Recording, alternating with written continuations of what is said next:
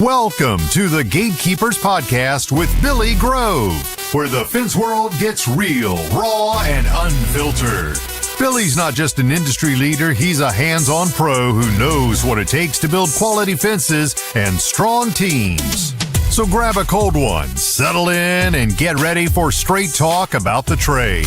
Today's show is brought to you by Mr. Fence Academy, National Metal Industries, J.C. Gurry Signs and Decals, and Orlando Hinge Company.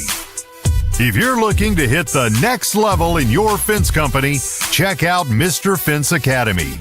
Real fencers, real job sites, real training equals real results. And now, live from the Mr. Fence Academy studios, here's your host, Billy Grove.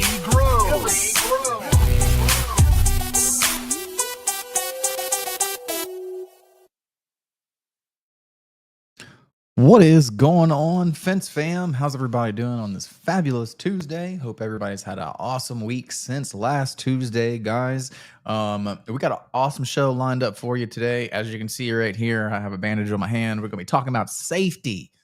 First and foremost, let's give a huge shout out to the sponsors that keep this show running every single week, guys. If you are looking for the next level in your fence company, whether it be the business side or the installation side, guys, you really need to do yourself a favor and check out www.mrfenceacademy.com. Come get those crucial golden nuggets for your business and for the installation side. www.mrfenceacademy.com. And then we have National Metal Industries, guys. If you're in the market for privacy slats, carriage bolt pliers, which I had to, I got to show Chris today. Vinyl chain link, aluminum, ornamental iron, guys. Go check out www.nmifence.com. If you're still one of those guys who is looking for the best fence sign on the market, look no further than J.C. Gurry, guys. Every sign is made in America and has Mylar lamination to make it stand out, just like it did 10 years down the road on the first day. www.jcgurry.com.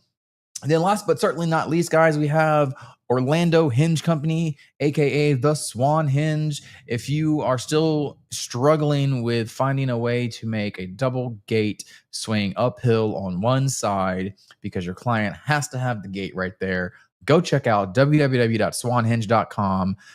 I've used 5 or 6 of them. They absolutely work, easy to install. And whenever you can say, yes, I can make your gate swing uphill and not look ugly, you got to say on the bag. Excuse me, I just choked on my own spit. But yeah, guys, so like I was saying before I got to the thank you to the sponsor spot, we're going to be talking about safety today. Came up with a kind of cool little topic for tonight's show, but that's going to be all about safety is tonight. So first and foremost, guys, we're going to get into my biggest accident on the fence line, where I almost lost the vision in my right eye, and it all had to do with being in a hurry, not wearing proper PPE. But we're gonna talk about that. Also, not using the proper tools. So about 3 years ago now, I was it was late in the day. We were trying to get something done. One of the guys hit a sprinkler line in the ground, and we were going to go fix it. Well, I couldn't find the PVC cutters on the truck, and I happened to have a grinder sitting right next to me. So I was like, screw it, I'll just do it with the grinder. So I stuck the grinder down in the hole. I went to go make me a nice clean cut on the piece of PVC. And I can't tell you what happened, but all I know is the cutoff wheel exploded in my face. I was wearing sunglasses, safety glasses, but what happened is whenever it exploded, a couple of the pieces knocked my glasses off of my face, and then another piece went into my eye, which was extremely painful. Extremely painful. So I have permanent damage on my right cornea in my eye. I had 90% vision loss for about 30 days, and then I had about 50% vision loss for about 2-3 months. And this is all coupled with weekly trips to the retina specialist, taking time off work, and dealing with workman's comp, all of that nonsense, right? And had I just taken a second and gone and found the PVC cutters or used a face shield or any of that stuff, that would have never happened, right? So, especially if you're running multiple crews, workman comps claims, guys getting hurt on job sites is not something that you want to have happen. So that's why we're talking about it tonight.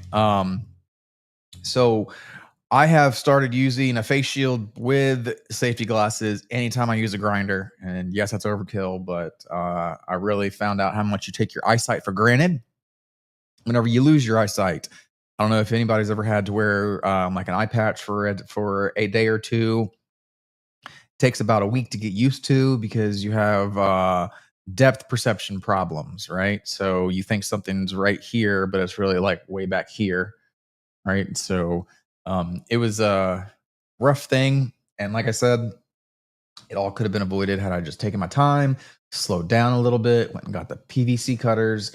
Um, of course, I would have had to walk to the truck and go find them and all of that. So that's my little spiel on my biggest injury on the fence line is almost losing my eyesight. So it's a safety topic that I always bring up, especially when we got new guys in the Monday morning meeting. Face shields, safety glasses, all of that stuff when you're using grinders. It's crazy how fast something can happen and how quickly you can get seriously injured using those things. Secondly, I've hurt myself quite a bit. As you can see, I have a bandage on my hand. We'll get to that here in just a minute. But so I see there's a lot of talk about getting shot with nails, right? So about I think it was 2 years ago, the day before my birthday, I'm out there on a job site building a King Plus box because we had shorted ourselves one at the shop, right? So I'm building a like King Plus box, and I'm pulling the 2x4 together so that way it'll be flush with the picket. And I put my hand on the side of the like 2x4. Well, when I went to go shoot it in, it hit a knot and went right out the side and right through my finger, like shoop, shoop, all the way through, like pierced it. So I'm sitting there stuck on the like box, got a 3-inch ring shank nail going through my finger. Had to rip it off, right? But with that said, shooting yourself with a nail hurts real bad. Real bad. It might not actually hurt from the penetration site, but it's going to hurt everywhere like around it. And what I learned from that is don't put your hands anywhere within range of where that nail can come out or hit a knot and go sideways. There's also a lot of talk about, why we use some Mr. Fence tools that other people don't like believe in, aka the X-Man. So it takes 2 people out of building or like attaching rails to a wooden privacy fence. And not only does that speed you up, but that also takes away the aspect of guys passing nail guns back and forth and accidentally shooting somebody, right? So we want to use the correct tools and also have safety first and foremost on our mind. That is a big thing. The next thing that I did, this was stupid. This was absolutely me being 100% retarded. So I don't know if you guys know what a reverse nail gun is. It's basically what the guys who work in pallet warehouses use to take apart pallets and to shoot the nails back out, right? I call it a reverse nail gun. I think they're called pallet nail guns. But what had happened is one of the guys missed the rail whenever he was nailing up pickets. And so I had the reverse nail gun out, taking those nails out and not just cutting them off. But this certain spot, there was a brand new truck parked about 3 feet away from where I was trying to shoot it out the backside of it. So I was like, oh, I'll just hold my hand on the other side and I'll hit my hand. It'll be fine.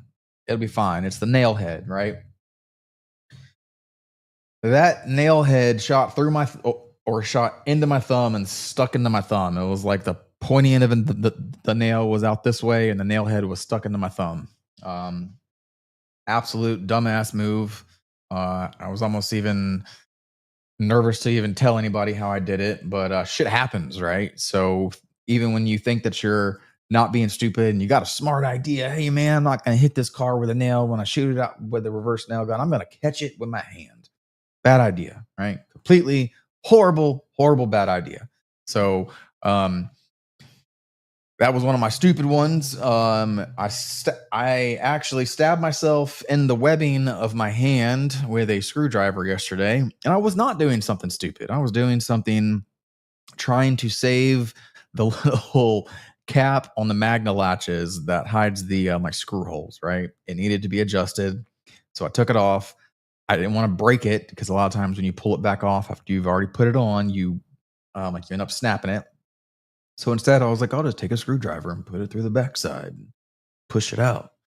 Well, I did, and the screwdriver slipped and it went into the webbing of my hand about an inch, which wasn't extremely painful. But now today, this is about the size of a fist I can make. I can't ball it up. But that being said, just even whenever you're not doing something that we would call stupid, think about what you're doing. If I had been wearing my gloves like I should have, right then and there, but I took them off to try to get my fingers up under the little cap, it probably wouldn't have stabbed me. It probably would have just bruised me, and I would not have a hole in my hand today like I do. But maybe that was stupid. Was me like taking my gloves off and doing that without my gloves, because I do have cut gloves, and they do work very well. But I just took them off trying to get more dexterity so I could take that little cap off. And that's what happened. I stabbed myself right in the webbing of my hand.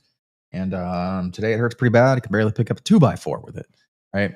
So a couple of the lessons that I have learned from this is that PPE is not an option. And that is going to be company wide, right? So it needs to go from the top down to the bottom. Everybody's got to be safety first awareness. Watching out for your fellow man, fellow woman out there on the fence line also goes a long way. You see somebody doing something stupid, say, hey man, don't do that. You're going to hurt yourself, right?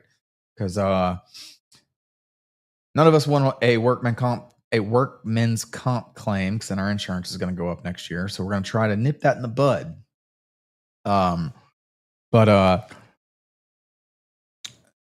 PPE is not an option, like I said, and neither is slowing down. So being able to have these toolbox talks about safety, whether it be whatever day you have your meetings on for the week. Lots of guys do Monday morning meetings because it's the start of the week. Let's get the week started off right. At the end of our Monday morning meetings, we always have a like safety topic, toolbox talk, safety topic, whatever the hell you want to call it. And we pick somebody out of the circle to bring up a safety thing.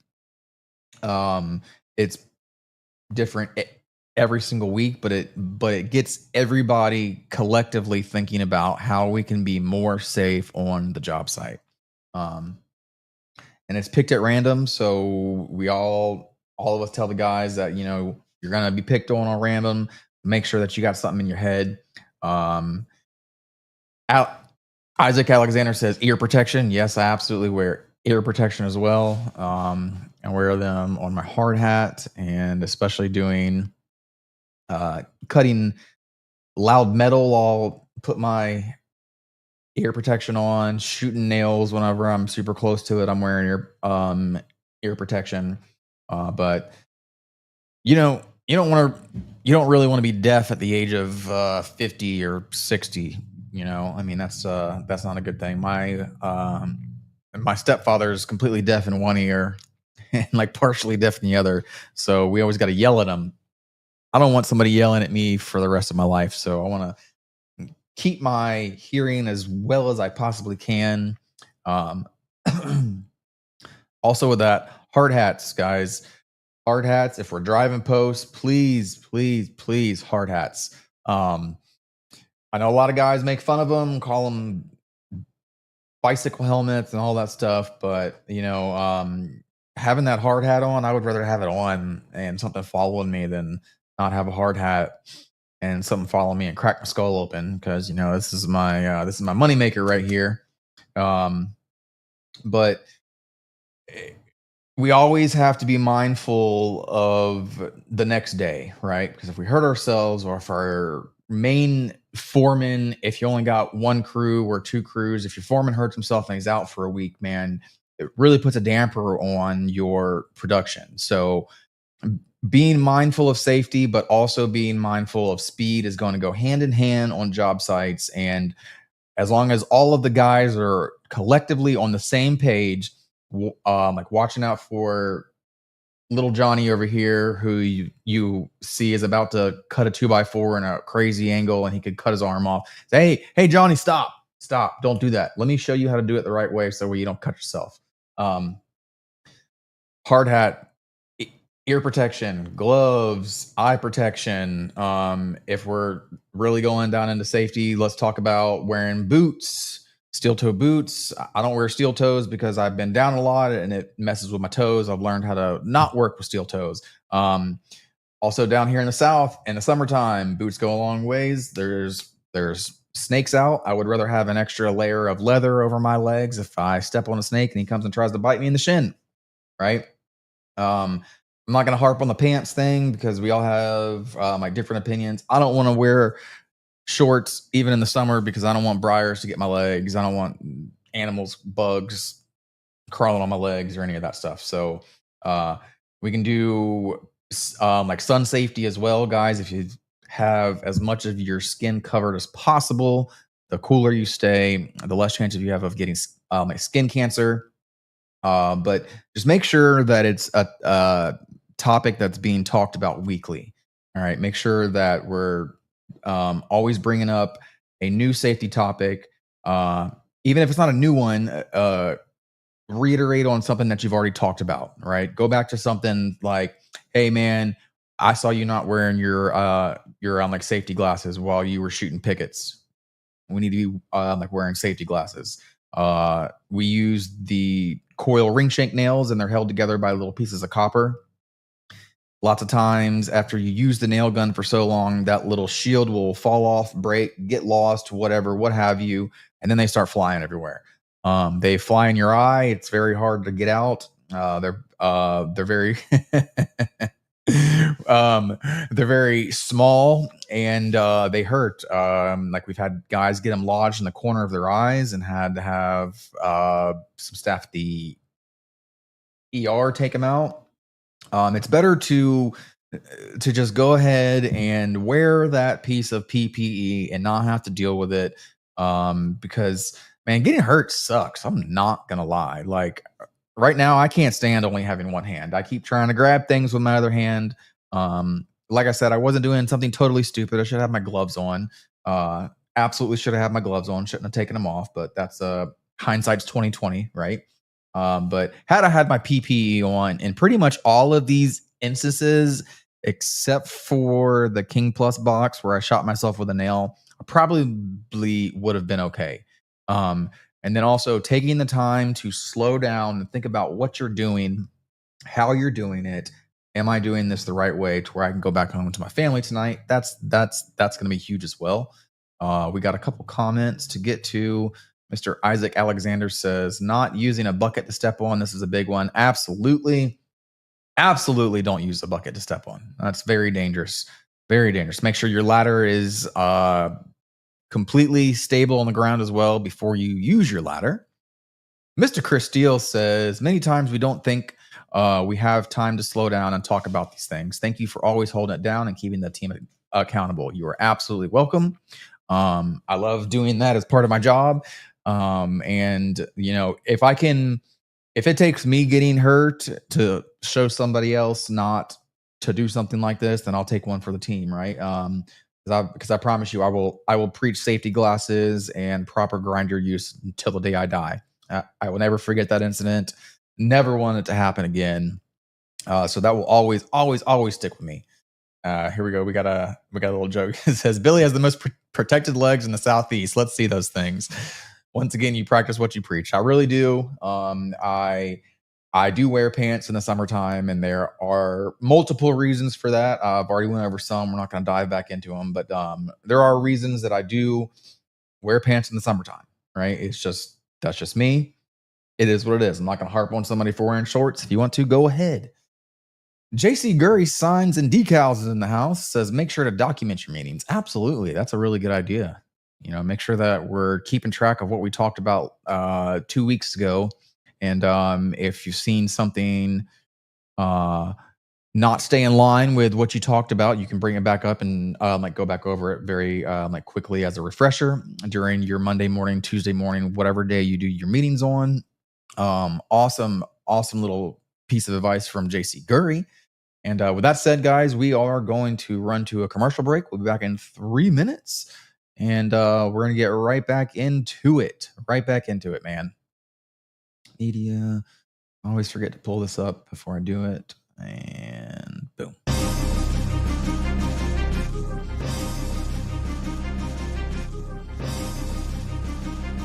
National Metal Industries, a family-owned business for 70-plus years, has grown to be recognized for their ability to deliver on not just privacy slats for fence, but all types of fence products. National Metal Industries has all the hardware and tools to get the fence professional in and out of their job with the most ease possible.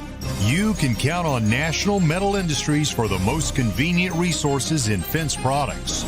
Visit nmifence.com for more information. As we like to say, you can always pick it right at National.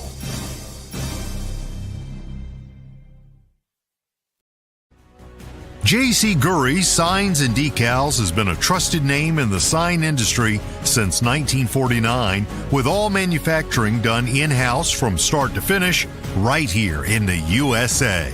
With 75 years in outdoor signage and roots dating back to the 1920s, JC Gurry specializes in durable, high-quality signs and decals. In-house screen printing since the 1970s ensures every product meets the highest standards. Visit jcgurry.com for more information. Every aluminum sign includes Mylar lamination at no extra cost, extending product life in tough outdoor conditions. For unmatched quality and longevity, visit jcgurry.com. Struggling with a gate that drags on your sloped yard? Orlando Hinge Company has the solution, the Swan Hinge. Unlike standard hinges, the Swan Hinge lets double drive gates swing open smoothly up inclines, eliminating dragging and binding. Easy to install on vinyl, aluminum, wood, and chain link gates. It's built for durability and made to withstand the elements. And when your customer hears that, yes, their gates can work on a slope, you just made the sale. The Swan Hinge, designed by fencers for fencers. Made in the USA, lifetime warranty. Order today at swanhinge.com or email info@orlandohingecompany.com. The Swan Hinge, because every gate deserves to open smoothly. All right, guys, we're back. And just again, a real quick shout out to all the sponsors. You guys keep the show going every single week, guys. Go check out Mr. Fence Academy at www.mrfenceacademy.com. If you're in the market for privacy slats, chain link material, vinyl, aluminum, ornamental iron, carriage bolt pliers, go check out www.nmifence.com. If you're still looking for a fence sign, guys, look no further. These guys right here will take great care of you. www.jcgurry.com. And then last but not least, as always, if you're still struggling with making your double gate swing uphill on one side while maintaining the aesthetics of it, go check out www.swanhinge.com, guys. They swing your gate uphill perfectly. They're super easy to install. And man, do they work, y'all. They absolutely work. So we're back from break. And if you're just joining in, guys, welcome to the podcast. We've been talking about safety all of the episode. Good Lord, I'm getting tongue-tied here for some reason. But just to recap, guys, talked about my grinder incident where I had a grinder wheel explode in my face, knock my safety glasses off, and get a piece lodged in my cornea. No fun. All because I was not taking my time and using the proper tools or the proper PPE for a grinder. Let's see. We've talked about me shooting myself with a nail gun. We've talked about me shooting myself with a reverse nail gun, stabbing myself in the hand yesterday. Um, some of them I was being absolutely stupid. Some of them it just kind of happened and I wasn't actually doing anything stupid per se, but accidents do happen. And taking the time to talk about them is going to be far more the worth than having an accident happen and pay for them, but also losing time, if that makes sense. If I said that right. Right here, Mr. Mark Aurelia says it perfectly. If you don't have time to talk about safety, you sure as hell don't have time to go to the hospital. That's absolutely right. You sure as hell don't have time to sit on the couch for the next couple days if you seriously injured yourself and you can't work. Your family don't have time for that because then your bills aren't getting paid. You ain't getting fed. So making sure that you are being extremely, man, I just lost the word, but just making sure that you're being cautious and that you're watching out for your fellow men or women on the job site goes a long way. Now, getting into how we communicate these safety practices to your team in a fashion that they will listen to you and understand goes a long way as well, right? So being not stern but extremely serious during this. I mean, like some people's meetings are very serious. Some people's meetings are jokingly. But if you are a humor type person, that's fine. Just keep the safety topics of your meeting portion serious, to the point, and make sure that people understand that, hey, if you don't want to wear your PPE, there's the door, right? Because I don't want you to get hurt first and foremost. And secondly, I don't want to have to pay for it down the road. Because next year, whenever I go to renew my workers' comp, they're going to be like, you had a claim. Your policy is going up $1,000 a year now. Probably more than that, but that's what happens, right? If I have to pull up a picture of me like wearing like an eye patch, or pull up a picture of my eye the day after I got out of the hospital where it's just completely red like this sign and swollen up and it was just all nasty, I'll do that.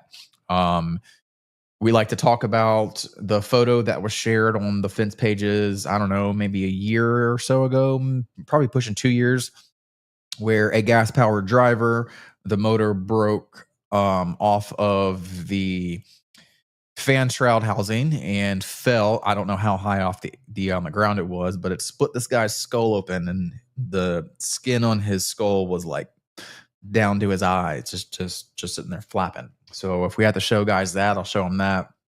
But just making sure that they understand that we're very serious about this. I don't want anybody getting hurt, obviously, like I just said, but it slows down production. It slows down everything. It's just a strain on the entire company. So making sure that you're putting the right stops in place to keep your guys safe is an absolute must. Absolute must. Some of the things that you might find yourself struggling with is getting a younger team member to take safety seriously, because shit, man, we've all been there, done that. I was 21. I don't want to wear this stupid hard hat. I look retarded, right? I would rather look like I'm riding the short bus with my bicycle helmet with straps and my little ear protectors on it than A, to not have something fall and crack my skull open, and B, to not be deaf, because those two things, being deaf is for life, and cracking your skull open, you could very well die from, right? So I would rather see another day. Maybe I look stupid to Mrs. Jones's neighbor, Mrs. Jones's neighbor, but I don't care because I'm not going to see them after I'm done, right? We're done and on. So that's a big thing. Wearing safety glasses is something that a lot of the younger guys don't like as well. And man, you just got to tell them. There's a reason for everything. You might not understand it. Nobody cares what you look like at this job site. I just want you to be safe. Wear your PPE or there's the door, right? So Mr. Nick Strazik says, slow is smooth, smooth is fast. Yes, sir. Yes, sir. Love that, man. There we go. Let's see. Scrolling on through the notes. Oh man, we're just running right along, man. Running right along, right on time too. All right. So we just did the younger team members.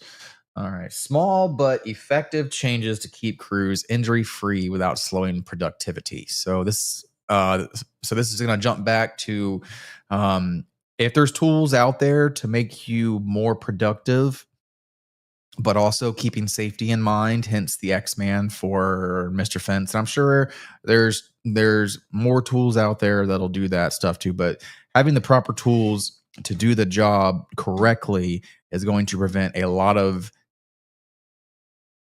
injuries, right? So using a different kind of saw whenever using a circular saw when you're supposed to be using a sawzall, or vice versa, right? Having the proper tools on the job site so that way you can work effectively and safely is a key. Then we're going to jump into, like I said earlier, like this has got to be from top of the organization down to the bottom. We can't have the owner out there preaching safety and then not wearing a hard hat when he's driving, or not wearing safety glasses when he's using the nail gun. Same thing goes for the like foremen or the crew leaders.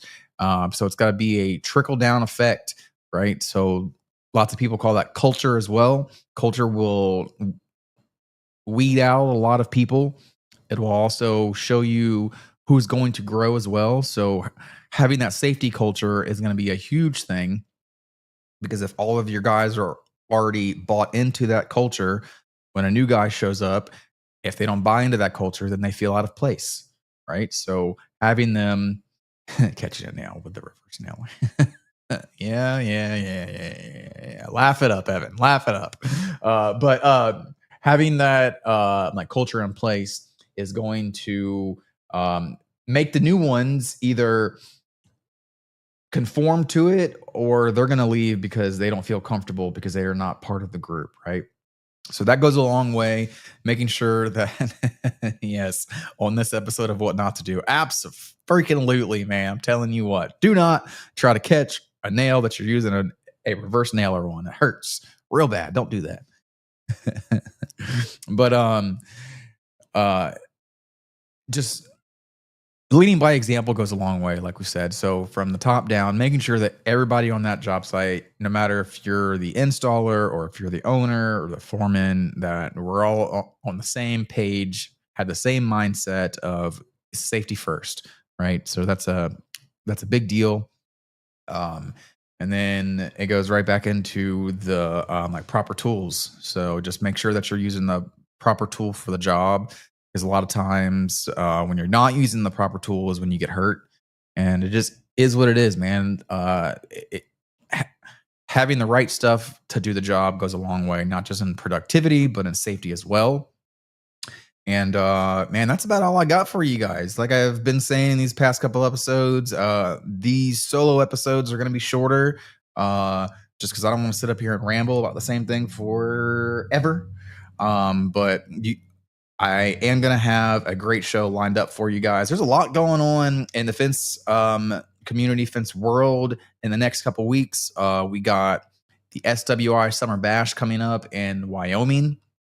Wish I could make it, but I already have plans to be in Panama City. So you guys who are going, have a blast, have fun, and be safe while you're doing it. But yeah, man, huge thank you to the sponsors. Huge thank you to all of the viewers, the listeners. And yes, real quick, I am facing a technical difficulty with the audio versions. I'm waiting on a new hard drive to come in. As soon as that comes in, I will upload the past 3 weeks episodes. I just couldn't bring myself to delete all of the data that I had on there, because I'll probably never use it again or ever even look at it again, but I still want it, right? So there's that. You guys have a kick-ass week. Go put some fence in the ground, collect a bunch of checks, make sure you're being safe while you're doing it, so that way you can go to work on Wednesday or on Thursday, since tomorrow's Wednesday. But yeah, man, y'all have a wonderful rest of your week, guys. I will see y'all next Tuesday, same time. Thank you, guys.